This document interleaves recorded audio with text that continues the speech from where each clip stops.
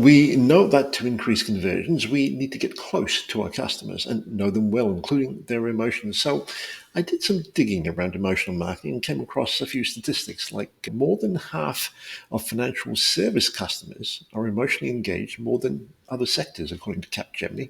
Headlines with negative superlatives performed 30% better than those without. Consumers are 2 times more likely to share strong emotional videos than weak ones. And there's almost a 2 in 5 chance that anger inducing content will go viral. And the success rate of emotional marketing campaigns is 31%, according to neuroscience marketing. What do we need to do to be aware of to increase the odds of getting a message across to our intended audiences effectively with emotional marketing, both predictably and consistently? Our guest has a lot of experience in this area, and we'll be unpacking what's entailed. Hello, and welcome to the Predictable B2B Success podcast brought to you by Sproutwith.com. I'm Vinay Koshin. Our guest is Sophia Dagnon. Sophia, you're the head of customer insights and copy at Get Uplift, a boutique conversion rate optimization consultancy that helps high growth brands like Bitly and Strata connect with their customers' needs and increase conversions. Now, you, as I understand this, go pretty deep into uncovering the strategic insights that power growth. I'm assuming this is not something that a lot of copywriters or even marketers get into. So I'm curious, was there a particular incident or event that triggered this journey into doing what you do? I think like when I think back on just my career progression and everything I did at uni and so forth, I've always just really liked research. So Right. the deeper you can dig into things, the better. My degree is in archaeology, so I did a lot of Right. physical digging early on, and so that was pretty exhausting. So I moved into digital digging, where I just get to ask my subjects what they actually Mhm. think, instead of trying to figure it out based by little bits they left behind in the archaeological record. So that just works Right. a lot better when you can I document. would certainly think so. Sophia, I'm also curious, given your journey to date, what would you say is your personal area of strength? I think it's go not being afraid to go deep enough to actually figure out what's going on. Because sometimes I think as marketers and as people, we are afraid that we'll sound stupid, for lack of a better word, if we ask too many Mhm. questions. Like the more you ask, the more you feel, man, like I should know of this already. Maybe I'm irritating this person. I don't have any of that. I just keep asking questions until we get into the depth and awesomeness of what's real. So, in that area of strength, what would you say is something that businesses don't know but should? Is it just that they should just ask more questions, or is there is it also the fact that they don't know the kinds of questions they should be asking? I think that's a great question. I think it comes down to two things. So, on the one hand, as a business, you're usually a little worried and apprehensive to chat to your customers too much, because what happens if they realize that they've bought your product and they want to do something else? So, there's that initial fear of, if I bug them too much, maybe they'll realize that they shouldn't have bought this and they won't like me and they'll quit, and then everything will explode Mhm. and life will be terrible. So, you need to get over that fear first. And usually, look, if your product is good, customers don't actually mind talking to you. Mm. In fact, like everybody we've talked to, and this has been hundreds, probably thousands of customers over the years, they really like chatting. There's nothing in there, as long as you deliver a good service, as long as your product is solving a problem, there's nothing in there to worry about. Like at most, you get a few people that are a little, shall we say, more opinionated Mhm. about some of the lesser strengths of your product. But even then, you're still going to have a really good chat once you listen to those opinions. So the biggest way to kind of get over that is just believe in your product and trust that it's good enough for people to keep wanting to buy it. And then the second part, once you get over that, is okay, but is there like a perfect list of questions we should ask them? Because if the interview is imperfect, would that leave the customer feeling, again, like our company is not as good Mm. as we wanted to seem? And again, the answer to that is not really. You're talking to a person. Every conversation will be slightly imperfect. But as long as you go in just genuinely wanting to understand how they use your product, you're going to do really well. There isn't a list of right questions. It's just the biggest thing has been just go in being open to find out how they actually use your product. Because the really cool thing that customers do is they're always finding some super creative ways to use your product. Even your product team or whoever designed it, or even yourself if you're the one that built it, are like, wait, I would have never thought that this thing could be used in that particular way. So always go into that rabbit hole. It's a really interesting rabbit hole. I can relate to that, given my experiences in the past, just speaking to customers and discovering that there's ways that we hadn't even thought about in terms of how the product could be used. So, yes, it can make for some very interesting discussions. How would you say, at least from your perspective, how can leveraging emotional insights and customer stories not only enhance brand resonance, but also significantly impact the predictable revenue growth of B2B tech companies? I think it comes down to the fact that ultimately every decision is emotional, even in B2B. And I think there still can be that reaction of, yes, but my people are buying this product on features. There's huge buying teams that are weighing this decision. And the answer to that in B2B tech is yes, absolutely. You have a lot of people choosing to buy your product and having to go through multiple stakeholders. This actually makes emotion even more important because what your product has to do is it has to pass through the emotional needs of every single person that's helping make that decision. And in B2B, a lot of those emotions are going to be related to career growth and to wanting to appear great in front of your team. So anybody in leadership position, the last thing they want to do is introduce a piece of software that their team will not adopt. And adoption, for anybody in tech, knows really well, is the thing that your product lives or dies on. And so the emotional part that you will always be digging on to try to understand how it affects these particular decision makers is how would your software's adoption and how would your software in general make them look good in front of the people under them, so their team, and then the people above them. And if you can answer that question, you're doing way better than basically anybody else in the space. Absolutely. Would you say that there is also the need for an understanding that this is not just a tactic, but actually relates back to the overall strategy as well as strategic thinking of how they market and develop their product? Absolutely. I think this is as strategic as the ultimate strategy of every business is sell product, get customers, right? If we had to sum it up in a really banal way, that is what every business is trying to do is just sell more product to the right people so it can grow. And as you said, Vinay, emotional marketing is a big part of that. It's a piece of the puzzle of what makes that strategy work in the first place. So it's not really a tactic, it's how you get more of the pie and how you sell your product to the right customer. So you have less churn, so less people leave you, so more people talk about how great this piece of software actually is. From understanding the emotions of a customer, how would you help people distinguish between tactical changes that need to be made and strategic alterations, both in the context of driving business growth? I think they layer into each other. The strategic part comes first, but the tactical bits have to fit in it. Because oftentimes the tactics, your leading indicators, somewhat, they need to pile into the strategy for the strategy to actually have any legs and for it to be the right strategy. But in order to figure out what the right tactics are, you have to have that strategic umbrella on top. So every good strategy will break down into multiple tactical pieces that you then go forth and apply and test. And you realize, hey, hang on, like half of these are actually rubbish now that we've tested them. But based on that learning, we can now build other tactical pieces, but they need to stem from the strategy. And in order to understand that emotional strategy, it all comes down to a couple of key pieces that again feed into each other.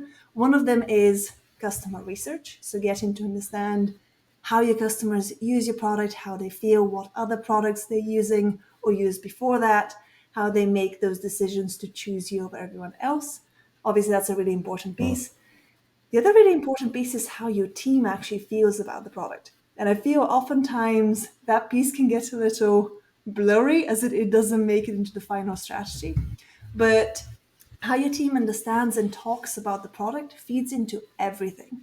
often into like in really little invisible ways, because ultimately like your team is going to be talking about your product everywhere to like to their friends. When you're asked like how did work go, you're going to say things about that product. And so understanding how they're talking and thinking and figuring out how those emotions work there too and layering that into your strategy is also really important. That's interesting because I don't think most people would consider that aspect of figuring out how employees perceive a particular product or service.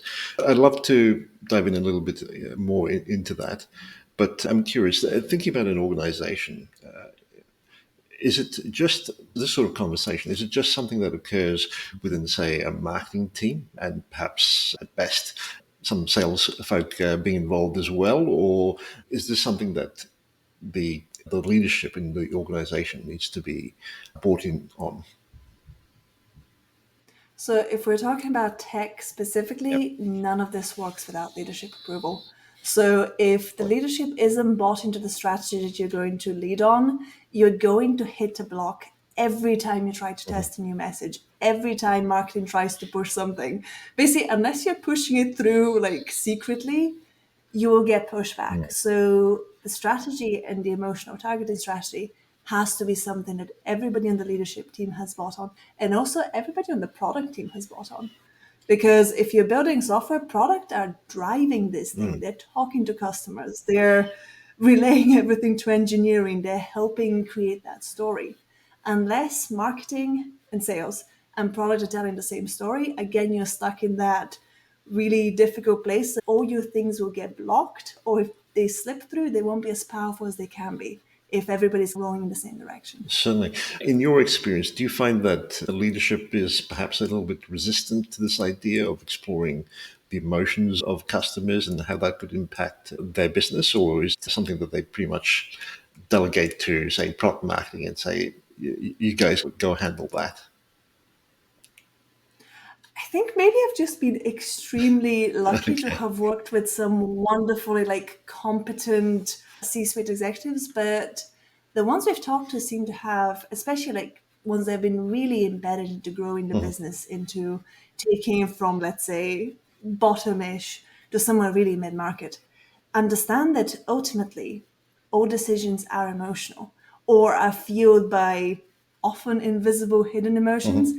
And if we get those drive everything forward, because all of the you can justify everything, like every decision you make, you can add data in, but ultimately, because we are human, so much of it is still driven by I feel or I reckon Mhm. or I firmly believe that. So I'm going to add all this data to support the thing I firmly believe. Certainly. And with this idea of understanding what team members are saying about the product or service, and certainly incorporating that into the overall strategy, how would you approach unpacking that and collating it into a framework that could be understood by everyone? You would actually use the exact same approach that you use for customer research. You'd run a survey with the Mhm. team to gain a start and just ask them to describe the product, ask them to describe how they feel customers feel about that product, how they would explain the product to a friend. Basically, in the same way that you would approach figuring out how a customer uses the product, ask your team because hopefully they're using your product somewhat in their day-to-day Mhm. lives, or if they're not, they based on their position they would have different insights. You dig into all of those, you figure out what their understanding is, where they believe the market share is. And at this point, these are not questions that require a correct answer. You're not trying to figure out if they have some secret vision of where your product should go. You're just trying to capture their understanding, because that understanding will leak through everything that they do and everything that they tell customers. So if you don't know what it is, it puts you at a disadvantage. And then the other thing is you take the leadership folks in those teams and you interview them in the same way you would a customer. And you dig deeper into their survey responses. You understand where they believe the product niche is, how they believe customers feel, what they believe your most successful campaigns are. And again, you record that. And then when you compare that to A, everything that's coming from leadership, and B, everything your customers are saying, it gives you a map Mm. of where everyone believes the company is going. And once you have those beliefs written down, you can then figure out okay, so my team believes this, my customers believe this. As a leadership team, we need to go there, or we believe that this is the right direction. And then you start drawing up that strategic map of, okay, so we want to go there based on these beliefs. How can we draw up the correct tactics and the correct strategy to get us to where we want to go? Certainly. I'm sure we have people listening in going, yes, Sophia, all that seems to make sense. We try and incorporate much of this in our processes as well. But the issue we're facing is that there seems to be a general fatigue, if I could put it that way, use that word, when it comes to surveying people or trying to interview people and things of that nature. How is it that you're better able to get answers from customers and insights from customers than we are at the moment? Because most customers just ignore the message or the email or hit delete, and it's hard getting people's attention and time and input. And I wouldn't really call it a hack, but the strategy we always use for this is just ask for help. A lot of the time, the subject line we use is, hey, can you help? Or can you help me with this? And sure, not everybody's going to open it, but with surveys, you always want to chat to customers that are more engaged anyway. Not always. Sometimes you want to talk to customers who are not engaged if you're trying to solve that problem. But if you're building up your initial research and you want to get more customers that are like your best customers, you want to talk to your best customers. And they will talk to you. I think the reason why we can get more responses and maybe get more interviews is almost this dogged belief and positivity that people will want to talk to you. And with interviews, I found that if you just go in and you're high energy and you're positive and you're really genuinely excited to talk to that person, because they know stuff you don't. And that just makes them really interesting because they could be the key to unlocking the next phase of the business, or maybe not something as grand as that, but unlocking a really cool direction for product. So I found that the high energy approach, as cheesy as it may sound, is just game changing. Absolutely. I believe you use something that you call the emotional targeting methodology as Yep, the overall process. So, could you expand on that and tell us what that entails? absolutely. So when you unpack that, and our CEO Talia does a way better job of going to details of that. So I would just give you my take on how my team uses this practically. But when you unpack it, it just comes down to understanding the emotions prospects need to feel in order to convert. And you do that through a 4/5 prong approach. So you have the customer research piece, which at this point of the podcast, you've probably gotten tired of hearing me say, but it means you run visitor surveys. So you run a bunch of surveys on your site, key pages, so the pages you're really most trying to figure out. And you're just asking, like, hey, what brought you to this page? Do you have the information you need to proceed? And what are you missing? And you dig into these very kind of top level insights of just trying to figure out, is this page actually saying the correct things? And that's before you even touch emotion. You're just trying to understand if the page is doing the job you've hired it to do or you've set it to do. And then you have the customer surveys, which is you pick your best customers and you start digging into how they use your product. And that's where you start peeling those layers of emotion back, because you start asking them questions about why they chose this particular thing over everything else they could be doing. You start asking them, hey, what do you actually like about this product? And you also have to ask them, okay, we hope you like the product as much as we do, but what isn't working for you about it? What do you wish was different? What's wrong with it? And you just start taking them those paths of trying to, again, just map out their feelings and map out their responses. And then you choose your best survey responses and you talk to them. And then again, you go that layer deeper. And all you're doing is just mapping out the journey that got them from not using your product to using your product. And then you're trying to identify what the emotional themes there are. So they won't necessarily tell you. I think that's where kind of your job comes in, is you're an archaeologist and you're trying to brush back, peel back the layers and understand what emotions drove those choices. And so you start writing those down. You're like, okay, so I'm talking to this B2B high level growth marketer. One of the key things driving the decision is the team really enjoying this product, so they want to be liked, or you can call that emotion like whatever makes sense to you.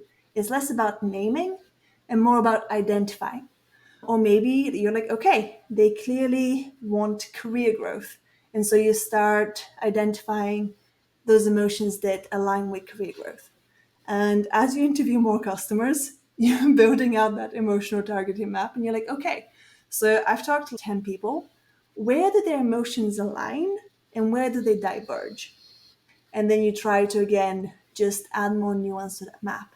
But, and that's the other important piece, while this is happening, you ideally have a super smart analyst digging through the actual data that's happening on in the background. So they're in GA4, they're trying to figure out, okay, so what paths do people take to convert? If somebody lands on a homepage, how many pages do they go to before they buy? Or how many times do they need to go back to the website? And so that gives you the behavioral stuff that is really important. They're also digging through something like Hotjar. So heat mapping software, trying to figure out where people drop off on certain pages. And then what you do at the end, and where the emotional targeting methodology really shines, is you start bringing those two pieces together. Okay, so people are doing this, they're saying this, these are the emotions I believe they're feeling. How does all of that align in order to tell me what I need to test next in order to get these people to convert better? So, as you're mapping all this out, is the end goal to ensure that you've ticked off as many of the emotions that you believe they need to experience in order for a conversion to happen? Or is there perhaps at times one final key emotion that helps with people hitting that subscribe button or payment button? So this is a yes and Right. question. So you're trying to identify all of the different emotions. And what you find usually is that you probably have a few different customer types or customer personas or ICPs or whatever you want to call them at this point in marketing. It's they have slightly different needs. They use your product in slightly different ways, and the emotions can be grouped in slightly different ways. And you'll probably find about two or three, or maybe more, depending on really just how big your market share is of those customers. And so you want to identify the top emotion that they share and the top need, because ultimately that's going to be your top level messaging, maybe something you test on your homepage, maybe something you test in like very high level campaigns. And then you also want to identify the specific emotions and needs that all of those people need. And that will be the messaging you test further down the homepage or on your product pages or in specific ad campaigns for those different personas. So you always want to go super big and understand maybe like the very top level. But after that, you absolutely have to narrow down into the personas. As you're mapping this out, I'm curious, how do you try to unpack people's emotions? And perhaps I could use an example to explain this, because I'm trying to distinguish between, say, being absolutely delighted that as a customer I experienced something that I would not ordinarily experience or was expecting to in my day to day work or use of your product, as opposed to just being content. And I'll use the word content because just last week or early this week, it was last week, one of the major carriers here in Australia had an outage. So people's mobile phones were literally dead. Banks were couldn't work and things of that nature. And people who use their phones don't really think about it until such an occasion, and then there's a very different set of emotions being experienced. How would you be able to distinguish between the two in order to, one, identify it, but two, be able to provide or cater to that emotion that your potential customers are wanting to experience? So, do you mean distinguishing between the emotions of customers that are currently happy with you and customers that currently want to, are maybe not as happy with you? No, from a conversion point of view, you could have customers who are using a product and content because it just works. They're not Yeah. necessarily expecting anything different. But for someone who's perhaps shopping around, they may be looking for a little bit extra in order to make up their minds, so to speak, especially in a competitive niche. How would you identify that key trigger? Because if you, in my mind, if you're thinking of making sure a customer's happy, there's a whole list of sub emotions within that broader context of being happy that you could tap into. And I, for one at least, would struggle trying to identify which particular ones you should be focusing in on. I don't know if that That's a really great makes question. sense, but yeah. Yeah. Yeah, so I think the best place I found to try to start unpacking that again is in customer interviews. And I'll use an example of so a while back we worked with a project management software SaaS. And so they were trying to figure out okay, so most people are using some kind of project management solution. Now, that solution could be Slack and pen and paper or like 50 different spreadsheets, or they could be using something like Asana or ClickUp or Monday.com, just an actual solution.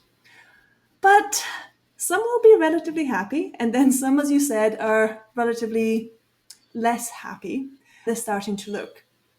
And so in order to start figuring out those emotions, we picked to talk to customers who had switched within the last 3 months to this our client's project management software. And so what this gives you is the emotions of the switch are raw enough that they remember exactly what irritated them about that old thing, and the emotions of the switch on the happiness side of they actually quite enjoy this new product, hopefully, and that they just switched to are still quite raw. So you're capturing both ends of that spectrum. You can understand what made them upset, and you can understand why they switched and what makes them happy, and that gives you that messaging. And so when we dug into what made them upset, we ended up with a checklist of very feature based things. So the things that really irritated them were less like, I want to feel this way or I want to do blah. They spoke about in very, I want time tracking and this thing isn't working. I want to be able to add 3 people to a task instead of 1 person. And the fact that I can't is just throwing my entire project off. I want to be able to have a conversation inside the card instead of having to jump through 3 different places. And so those problems were just coming in very hot, very specific, and very feature based. And then from there, we were able to dig into like, okay, so those are the features, right? And this is where, again, the emotional targeting role gets a little more creative because it's up to you to just go deeper and understand where does that feature pain tie into. And so for this particular product, a lot of it tied to a lack of visibility. And that lack of visibility led to lack of control. So when you were asked by your client or your boss, like what was happening, you couldn't tell them. You weren't really aware of what was going on in the project because everything was too hard for you to see.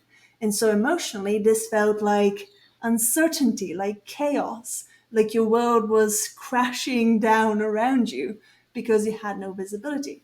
And so the emotion that we would then, one of the first things we tested was okay, so this project software that you're now switching to, this gives you visibility. This helps you tame the chaos. This gives you that emotional certainty that you want. And that messaging did, I don't remember the exact figures, but it did fairly well because it hit that kind of very specific pain that they were feeling. Did that in any way answer your question? No, sorry, I'm just trying to understand the process a little bit here. So you're essentially just asking them about their activities, so to speak, not necessarily asking them about emotions, though that could be one of the questions that do come up. But if I understand this correctly, you're just collating all of that and trying to observe as a third party what is a person experiencing based on their answers. Would that be a fair comment? Exactly. Okay. That's a very fair comment. And here is why. When somebody asks you, hey, Vinay, how are you feeling? How do you answer that question? As most people do, be fine or good or something of that nature. Exactly. When you directly ask people about their feelings, half the time we have no idea how we're feeling because you're feeling about 10 different things at the same time. And the other thing is, you don't know Yeah. me. Like, why the heck would you tell me how you actually feel in words, seeing that we've met about 5 minutes before this interview started? But when you ask those other questions, the feelings bubble up because feelings is how we communicate. And so you're able to see and capture the emotions by just asking folks to remember, hey, like, what do you hate about this? What irritates you? What's working? What's not? Hey, describe what you did last week using the software. And then as they start describing, you can dig deeper because they'll tell you things like, oh, I tried to log into this thing and then it shut down and everything imploded and my day was terrible. And that's when you can come in and start digging again. Certainly. Are there aspects that you find in this whole idea of customer understanding and emotional targeting that perhaps not ordinarily covered in most discussions that occur within an organization? If so, what would they be? Really good question.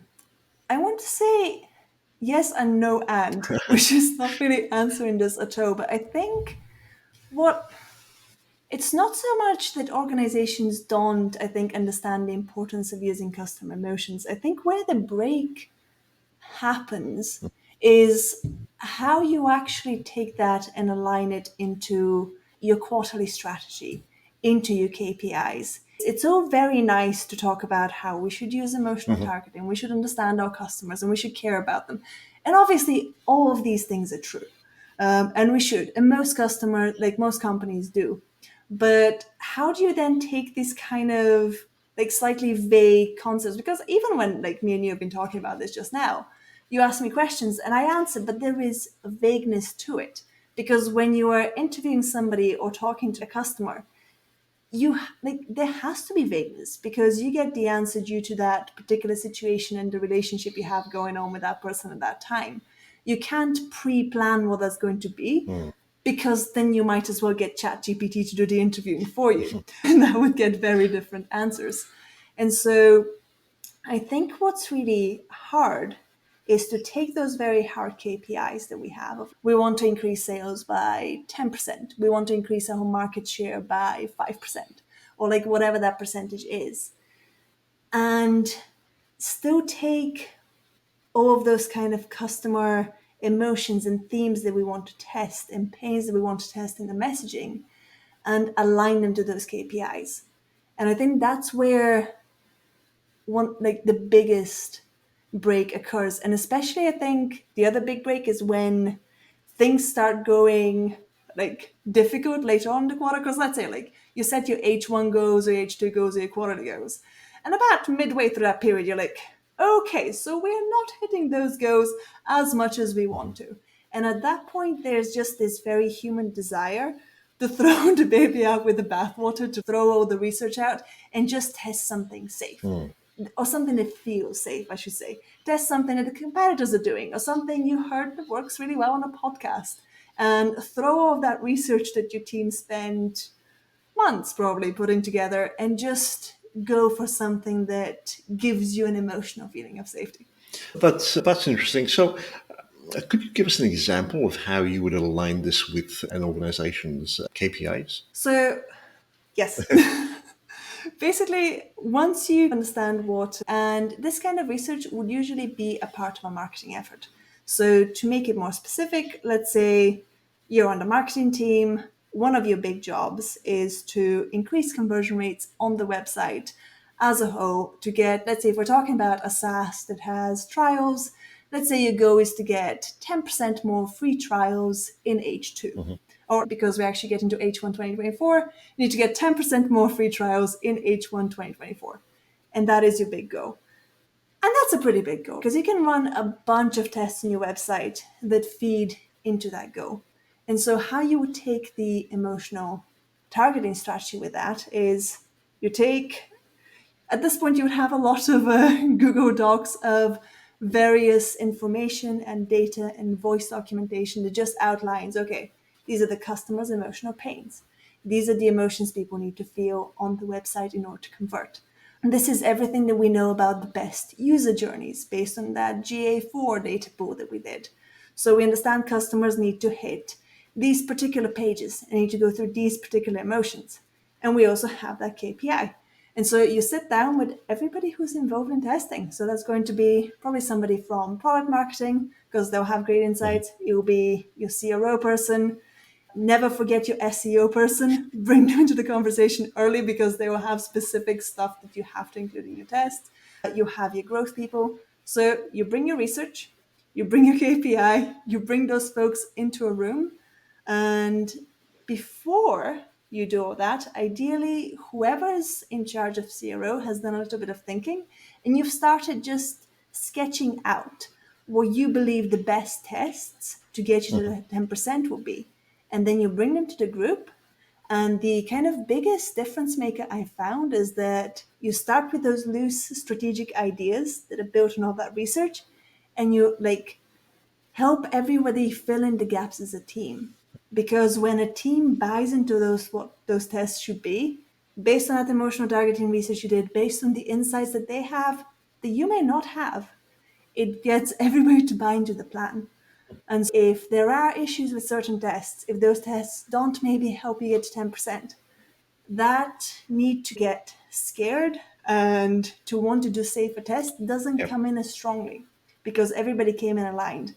And this usually involves more than one meeting. It's a lot of just talking and aligning and making sure everybody's happy about the test. But trust me, it's worth it. Can you share specific instance of where a business effectively prioritized changes to significantly improve conversions? Yeah, we had this fantastic client called Upright. And what they did is they made a device that helped fix your posture. And every time I mention him, I feel the need to instantly pull my shoulders back and sit or stand slightly better. But before we started working with them, and I should actually explain what the device is. So the device is a little tiny square that sits on like the back of your neck Right. and vibrates every time you slouch. And so it's just a gentle reminder that you should sit better. But what they were doing before that, in order to test messaging, is they were just going through really smart best practices, like increasing the speed of the website, testing like specific copy, like headlines, features, benefits. But all of that was piecemeally and it wasn't aligned around that emotional targeting methodology that we've just been chatting about. It wasn't really tied around a strategy. It was just more, these are all good individual pieces. This thing improves your posture. Let's just keep testing things around that. And so what we did is we went in, surveyed customers, run a business survey, chatted to a bunch of customers through interviews. And what we found, and that's that customer split I mentioned earlier, there were three distinct personas. Now, the emotional thing they all wanted to feel was that they were standing better. And that was the outcome. Like they all wanted better posture, but they all wanted better posture for three very different reasons. So there was one group just wanted to look good. The thing they were concerned with is, hey, I keep looking at these photos of myself and I just don't feel good. I'm slouching. My shoulders are forward. I don't like these pictures and I want to like them. And this is why I want my posture to be better. And then we had the other group of tech workers who were working remotely. And they're like, I'm spending 8, 10 hours staring at my computer every day. By the time I've been sitting there for an hour, I find myself moving closer and closer to my monitor until the two of us can join. And so I keep forgetting about my posture Yep. the entire day. And I need something to remind me. And then you have the third group who are coming at this from a very kind of health oriented thing of, hey, my back's sore, my legs are sore. I've tried absolutely everything to fix this posture thing and nothing is working. And so they had this thing, but the emotional theme that we found for all of them is that they all held this core belief that their poor posture was their fault, that it was something like they should do a better job of remembering, that it's something that like it should be easier to just be able to do this because it feels really easy, right? And so the kind of top level messaging we tested as the headline was just like, hey, like your poor posture isn't your fault. And then we gave them a couple of reasons. And that was that top level just messaging. Then we dug into how the product works, how it's really easy, how it just vibrates and lets you stand. But that was the top tier thing. And it increased purchases by about 25%. And it increased the view cart by about 34%. It was just as simple as identifying the shared emotion, and putting it front and center. Did you also cater for the specific interests of those three distinct groups that you identified? Speaking specifically to those who wanted to improve posture to look good as opposed to tech workers, was that part of the overall package of changes that you provided for the client, or did you just focus on the Yes, overall theme? Okay, but not on the homepage. right. So on the homepage, what we tested in the hero was we picked one of those personas, which was the persona everybody could identify with, and that was the person sitting at the computer. Right. Because ultimately, the other guys that wanted to look better in photos and the people who wanted better health also spend time in front of computers. Because at this point, I don't think there's a single Yeah. person that doesn't. And so the hero image that we tested for that emotion was somebody just becoming one with their laptop over time. And so that was again choosing one persona, but still picking the emotions of all of them. Where we got more specific was in sales emails. And that's where you can then dive into the individual needs of all three. And you can mention all three of them in a single email. You can go with, hey, if you want like a better posture because you want to look better, this helps you. If you're worried that you're melding with your laptop, this also helps you. If you're worried about your health, this helps you. And so we got deeper into the messaging there. But on the homepage for this particular client, we focus on that top level emotion of the fact that posture wasn't your fault. As the to answer your question again, the simpler a product is, the more you can get away with just being very top level in order to get that the person buying it, because it's a simple product. It does one simple thing. It helps you fix a very kind of simple physical thing, so you don't need that much information. In SaaS, yeah, you want to on the lower half of your homepage. So definitely, once you go past the 50% scroll, you want to have individual use cases that you bring Right. in and show them exactly why this thing works. So the more complex your product is, the more important it is that you surface those personas as early as you can. Not in your hero, again, try focusing your hero around that top level emotion so you're not alienating people. But definitely, like, under the fold, under that 50% scroll, you want to pull those use cases, and definitively in use cases pages, in product pages, you want to create something for each of those personas and all of the emotions they want to feel. And as you're communicating, working through this process within an organization, I would imagine that communication and the language we use internally matters a fair bit. What strategies have you found to be most effective in bridging communication gaps within teams, especially concerning growth objectives? So, finding a way to report consistently from the start really helps. So, especially if you're talking about tests, if you're talking about sharing Yeah. research, the way we do it is we do it through very simple slide decks that kind of act as working decks. So, they're not pretty on purpose. Because if your slide deck is too pretty, nobody's going to touch it. It will feel like a piece of art. They'll be like, okay, great, this is really nice, but I don't feel I can change anything about it. We use very workmanship like slide decks that just have enough white space so that the text feels readable, but feel like working documents that are just nicely structured so you're not getting hit with too much information. So the slides help you separate your information better than a Google Doc that can just feel overwhelming to read, while still feeling like, okay, this is living, this is stuff I can comment on, this is stuff I can change. So choose a consistent way to report. That can be via slide decks. Use the same template to report every time. And then, depending on how your org works, that could be sharing it in a specific Slack channel and tagging everybody else in. It could be via email. It could be through their project management software. So that's just more figuring out where the org you're sharing with lives. But the more consistent you can be with how you share, the better. Weekly updates are also great. Every time you basically plan a test, touch a test, midway through a test, at the end of a test, every time you make any change, just communicate that out and tag everybody that needs to know about it. Because one of the things that will happen, especially in bigger orgs, is that folks will realize they need the information and they need to know where they can go. And ideally, that thing should feel consistent. So, again, like even if you're doing Slack updates, just choose a format that you feel represents your work in the best way. Like it can couple of headings, couple of bullet points, something that's easy to scan. Just use that format again and again because it really just trains the eye Right. to be able to pick up the most important stuff because they're not going to read all of your updates.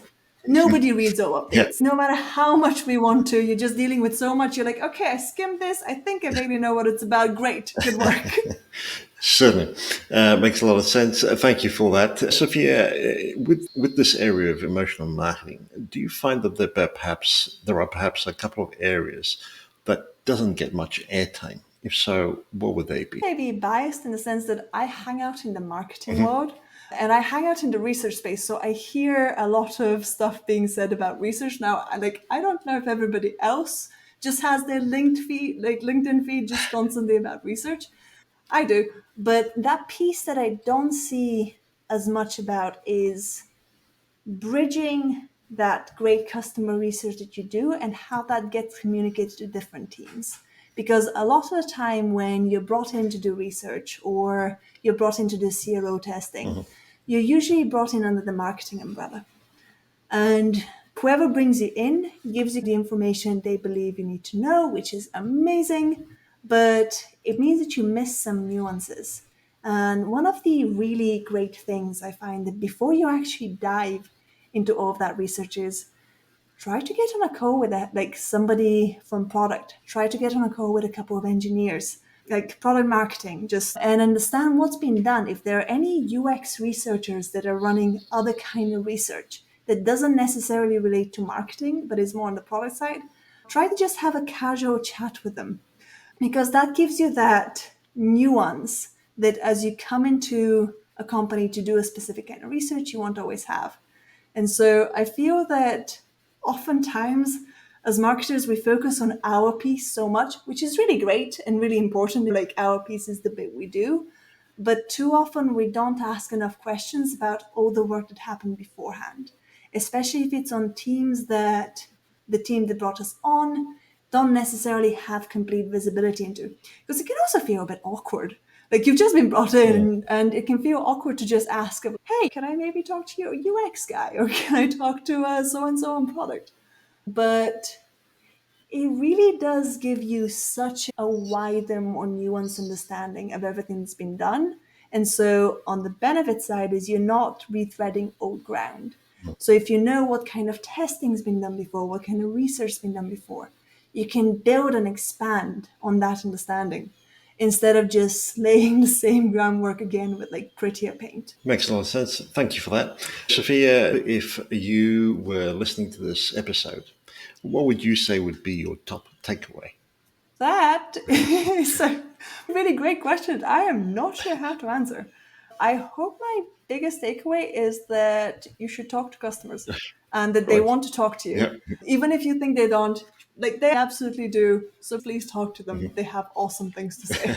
And if listeners are curious, want to find out more or connect with you, where would you recommend they head to?